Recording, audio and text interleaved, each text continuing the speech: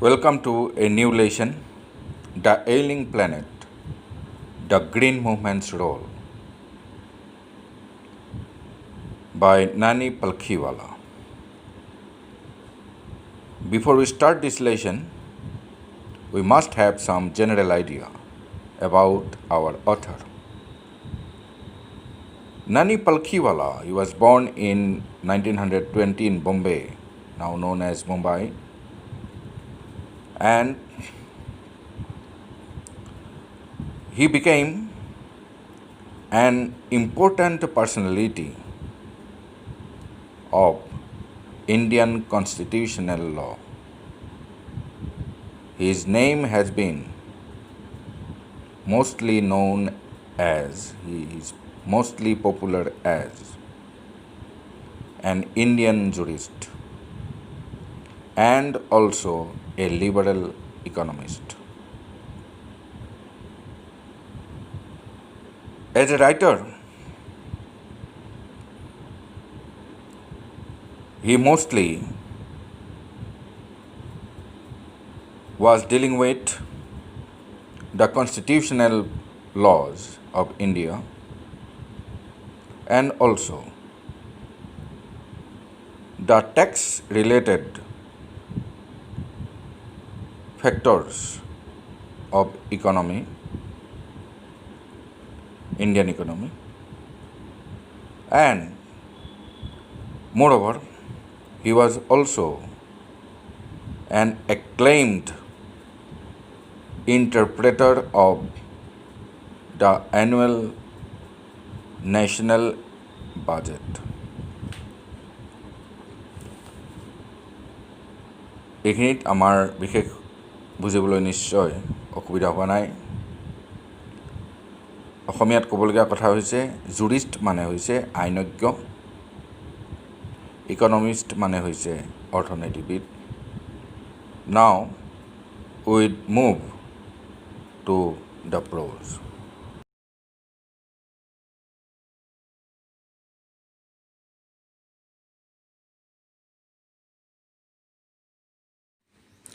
The Ailing Planet is a serious commentary on the gradual destruction of our environment.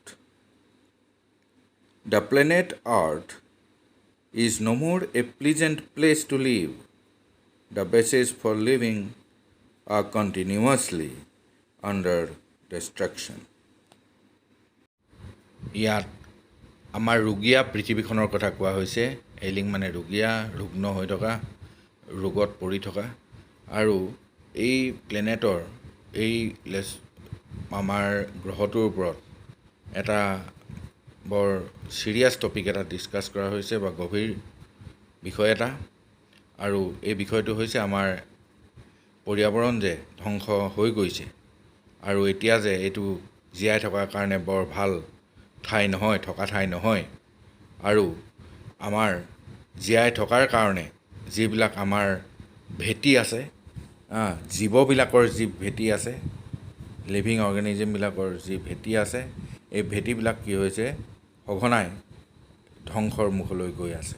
ইয়াৰ ওপৰতেই এই planet বা এই ৰুগ্ন অৱস্থাটোৰ ওপৰতেই এই গোটেই লেচনটো, and we will be discussing some serious points and serious facts about the poor condition or deteriorating condition of our planet Earth in this very lesson.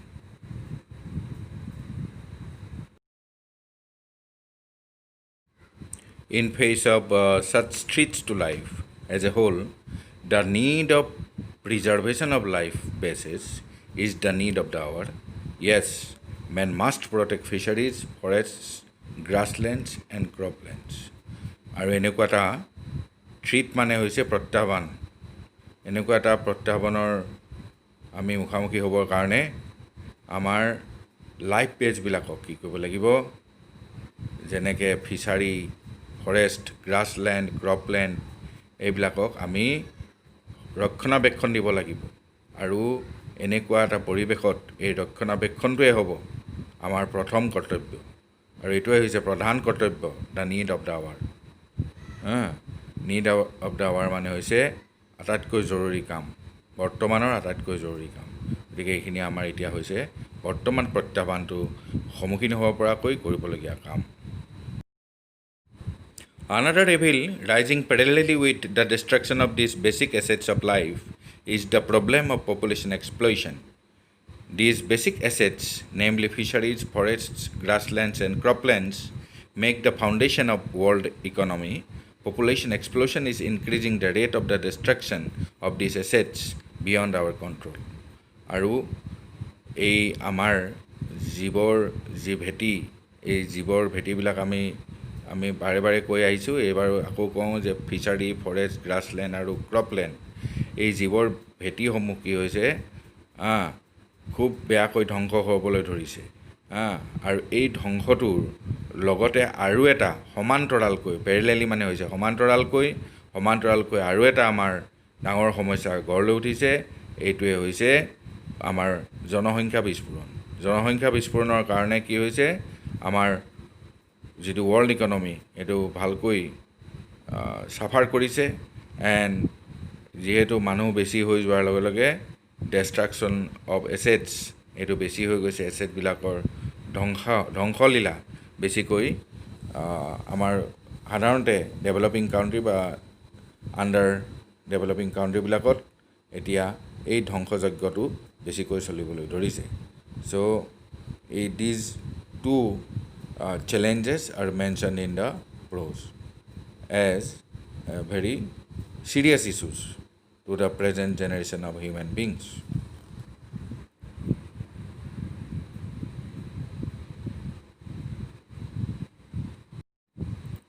Stopping destruction of these resources and population explosion are two ways we can stop the poverty of poor nations. আৰু ইয়াত আমাৰ যি দৰিদ্ৰ আমাৰ দেশসমূহ আছে, দুখীয়া দেশসমূহ আছে, তাৰ পভাৰ্টিৰ ওপৰতো ইকনমিক এছপেক্টটো ইয়াত দেখুওৱা হৈছে যে আমি ৰিচ'ৰ্চবিলাক ধ্বংসটো ৰোধ কৰিব লাগিব আৰু জনসংখ্যা বিস্ফোৰণ ৰোধ কৰিব লাগিব। এনেকৈ দুইটা বস্তু ৰোধ কৰিব পাৰিলে আমি কি কৰিম, আমাৰ যি দুখীয়া মানে অৰ্থনীতি আছে, অৰ্থনীতিৰ দেশসমূহৰ যি গৰীবী, যি আমাৰ মানে পিছপৰা অৱস্থা অৰ্থনীতিৰ, সেইটোৰ পৰা আমি উদ্ধাৰ পোৱাৰ কাৰণে আমাৰ সুবিধা হ'ব। আৰু এই দুটা কাম আমাৰ প্ৰধান কাম, এইটো ইয়াত ভালদৰে উল্লেখ কৰিছে। গতিকে এইবিলাক পইণ্ট তোমালোকে লিখি ল'বা। Please right down this points carefully, and these are the aspects that we are going to find and going to study in this particular lesson. These are very important things for you. Please write in your copies.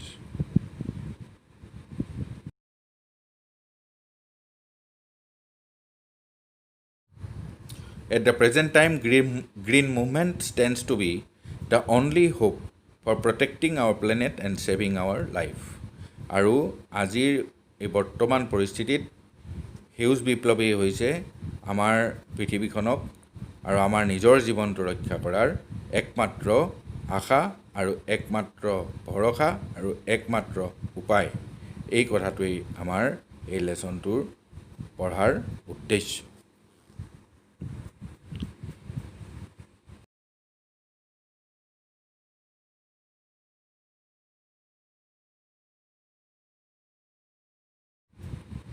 The international concern to stop further degradation and deterioration of nature and its resources gave rise to an all-nation movement to protect nature known as the Green Movement. This movement is taken to have started in 1972 when nationwide Green Party was established in New Zealand. আৰু এটা international concerned আহিছে। আমাৰ যি ধ্বংস হৈ গ'ল বাৰু, কিন্তু আৰু বেছিকৈ ফাৰ্ডাৰ ডিগ্ৰেডেশ্যন আৰু যাতে বিশেষকৈ অৱনতি নহয় আৰু ডিটৰিয়েশ্যন আৰু যাতে আৰু ইয়াতকৈ বেছি স্খলন নহয়, কিহৰ আমাৰ নেচাৰৰ প্ৰকৃতিৰ যাতে আৰু বেছি ক্ষয়ক্ষতি নহয়, আৰু ইয়াৰ প্ৰকৃতিৰ যিবিলাক সম্পদ আছে সম্পদৰ যাতে কোনো ক্ষয়ক্ষতি নহয়, তাৰ কাৰণে এই অৱস্থাটোৰ পৰাই এই জৰুৰীকালীন আমাৰ এই এই বস্তুটোৰ পৰা কি হৈছে গ্ৰীণ মুভমেণ্টৰ সেউজ বিপ্লৱৰ সূচনা হৈছে আৰু নিউজিলেণ্ডত ৭২ চনত গ্ৰীণ পাৰ্টিটো আৰম্ভ হোৱাৰ দিনাৰ পৰা এই মুভমেণ্টটো আৰম্ভ হৈছে বুলি ধৰি ল'ব পাৰি। The Green Movement initiated in us the holistic and ecological view of our planet. It replaced the age-old mechanistic view of the earth. আৰু এটা ডাঙৰ পইণ্ট আছে ইয়াত যে গ্ৰীণ মুভমেণ্টটোৱে আমাৰ মনত আমাৰ ইয়াত মানুহবিলাকৰ মনত কি সূচনা কৰিছে, ইনিচিয়েটেড মানে সূচনা কৰা আৰম্ভ কৰা the holistic and ecological view of our planet, এটা সৰ্বাংগীন আৰু আমি ইটো সিটো পৰনিৰ্ভৰশীল যিটো আমাৰ ভিউ, এই ভিউটো আমাৰ দৃষ্টিকোণটো আৰম্ভ হৈছে। আগতে আমি খুব মেকানিষ্টিকেলি আমি এটা বস্তুৰ লগত আমাৰ পৃথিৱীখনক আগতে তুলনা কৰিছিলোঁ। এতিয়া কিন্তু আমি এটা সামগ্ৰিক অৰ্থত আমি আৰু পৃথিৱী আমি সামগ্ৰিকভাৱে দুয়োকে লৈ জীয়াই থাকিব লাগিব, ইটোৱে সিটোক নিৰ্ভৰশীলভাৱে জীয়াই থাকিব লাগিব। তেনেকুৱা এটা আমাৰ কি হৈছে বৰ্তমান ধাৰণা এটা সূচনা হৈছে। আৰু এই সূচনা কৰাৰ যেতিয়া নৱজাগৰণ হয় বা কিবা এটা নতুন ধাৰণাৰ জাগৰণ হয়, সেইটোকে কি হয় বিপ্লৱ বুলি কোৱা হয়। আৰু সেউজ বিপ্লৱৰ এইটো হৈছে আটাইতকৈ ডাঙৰ সাফল্যতা।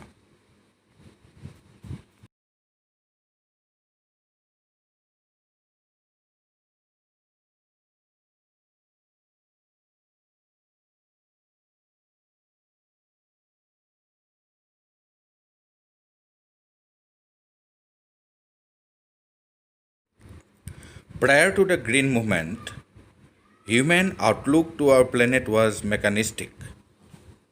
It means that Earth was considered to be a lifeless thing, or in some extent as a machine giving us the supply of things we want. আৰু সেউজ বিপ্লৱৰ আগলৈকে মানুহৰ দৃষ্টিভংগী এনেকুৱা আছিলে আমাৰ পৃথিৱীখনৰ প্ৰতি যে এটা যান্ত্ৰিক হিচাপৰ আমি এটা যন্ত্ৰৰ নিচিনা বা এটা পদাৰ্থৰ নিচিনাকৈ আমি পৃথিৱীখনক গণ্য কৰিছিলোঁ, পণ্যৰ নিচিনাকৈ গণ্য কৰিছিলোঁ। আৰু পণ্যৰ এতিয়া অইন এটা মিনিং হৈছে মানে প্ৰতিশব্দ হৈছে মেকানিষ্টিক। ইট মিনছ ডেট, আৰু এইটোৱে বুজাইছে যে পৃথিৱীখন এটা কোনো জীৱ নথকা অজীৱ পদাৰ্থ এটাৰ লগত তুলনা কৰা হৈছিলে। আৰু কিছু কিছু ক্ষেত্ৰত এটা যন্ত্ৰৰ লগত তুলনা কৰা হৈছিলে। আৰু যি যন্ত্ৰই আমাৰ সকলোবোৰ আমাৰ যি ৱান্ট আছে, আমাৰ যিবিলাক অভাৱ আছে, এই অভাৱবিলাক পূৰণ কৰি যায়। তেনেকুৱা ধৰণৰ আমি এটা আউটলুক বা আমি দৃষ্টিভংগী আমি নিজৰ মনত পুহি থৈছিলোঁ। পৃথিৱীখনৰ প্ৰতি আমাৰ দৃষ্টিভংগী এনেধৰণেই আছিল। Holistic view of our planet. Holistic means it is a comprehensive view of our planet.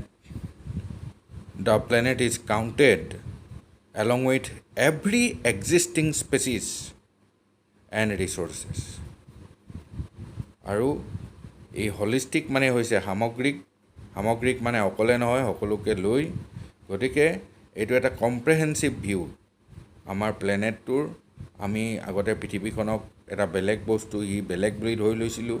এতিয়া আমি এই প্লেনেটটোক লগত ল'ব লাগিব। আমি এই প্লেনেটটোক লগত লৈ আমি হিচাপ কৰিব লাগিব। আমি প্ৰত্যেকটা আমাৰ natural resource and every organisms should have to taken into account. আমি সকলোবোৰ লৈ যেতিয়া আমি কাউণ্ট কৰিম, তেতিয়া এইটো হ'ব a comprehensive view. সেইটো হৈছে holistic view. Most importantly, the planet is itself a living organism, and human beings are just like a body part of this huge creature. It has its own metabolism and metabolic needs. We have no right to disturb them. আৰু in this holistic view, most importantly, the planet is considered to be a living organism. আমি এই ভিউৰ মতে আমাৰ গোটেই পৃথিৱীখন হৈছে এটা জীৱ, এটা ডাঙৰ প্ৰকাণ্ড এটা জীৱ, অতিকায় এটা জীৱ। আৰু মানুহ বা অন্য যিকোনো এটা জীৱই হৈছে তাৰ এটা বডি পাৰ্টৰ নিচিনা, এটা শৰীৰৰ অংগৰ নিচিনা। আৰু এই পৃথিৱীখনৰো প্ৰত্যেকটা জীৱৰ নিচিনাকৈ নিজৰ নিজৰ জৈৱিক কি থাকে, মেটাবলিজিম আছে, জৈৱিক এটা ব্যৱস্থা আছে, প্ৰয়োজনীয়তা আছে, আৰু আমাৰ এইবিলাক ডিষ্টাৰ্ব কৰিবলৈ কোনো অধিকাৰ নাই। ইয়াৰ পিছত আহিব the ecological view of our planet. আৰু আমাৰ what is the ecological view? Ecological, the earth is safe only when all the natural resources and species of life are safe. Natural life cycles of every organism contribute to the ecological balance in this planet. This is necessary for the survival of the planet, or in other words, of our own survival. And ecological view এইটো বস্তু আহিছে যে পাৰিপাৰ্শ্বিক মানে আমাৰ পৰিৱেশত কোন কোন আছে, আমাৰ ওচৰে পাঁজৰে কোন কোন আছে। অকলে মানে ইটো সিটো যেতিয়া আমি ওচৰে পাঁজৰে বস্তু নাথাকে, আমাৰ জীৱনটোৰ কোনো মিনিং নহ'ব, কোনো অৰ্থ নহ'ব। ঠিক তেনেকৈ ইটোৰ সিটোৰ লগত যি আমাৰ নিবিড় সম্পৰ্ক, ইটোৰ সিটোৰ লগত যিটো ইণ্টাৰডিপেণ্ডেঞ্চ, সেইটোকে কৈছে ইক'লজিকেল ভিউ। আৰু পৃথিৱীখনৰ এই ভিউটো হৈছে পৃথিৱীখন তেতিয়াহে ছেফ হৈ থাকিব যেতিয়ালৈকে সকলোবোৰ স্পেচিছ ছেফ হৈ থাকিব। আৰু এটা কথা, natural life cycles of every organism contribute to the ecological balance in this planet. আমাৰ প্লেনেটটোত এটা ইক'লজিকেল বেলেঞ্চৰ খুব দৰকাৰ। ইক'লজিকেল বেলেঞ্চ মানে পাৰিপাৰ্শ্বিক সমতুল্যতা। পাৰিপাৰ্শ্বিক সমতুল্যতা মানে তেতিয়াই হ'ব যে প্ৰত্যেকটা অৰ্গেনিজিম যেতিয়া ঠিকমতে চলি থাকিব, ঠিকমতে জীয়াই থাকিব, এটা নেচাৰেল লাইফ চাইকেলটো কমপ্লিট কৰিব পাৰিব, তেতিয়াই আমাৰ গোটেই পৃথিৱীখনৰ কি হ'ব, এটা ইক'লজিকেল বেলেঞ্চ থাকিব। আৰু তেতিয়াহে পৃথিৱীখন ভালদৰে জীয়াই থাকিব পাৰিব। আৰু পৃথিৱীখন ভালদৰে জীয়াই নাথাকিলে মানুহ হয়তো জীয়াই থাকিব নোৱাৰিব। গতিকে the concept is that ecological concept is the inter-respect or inter-relationship, or you may also bring the point interdependence of different organisms, and as a whole their safety, their natural life cycle is important for our own survival.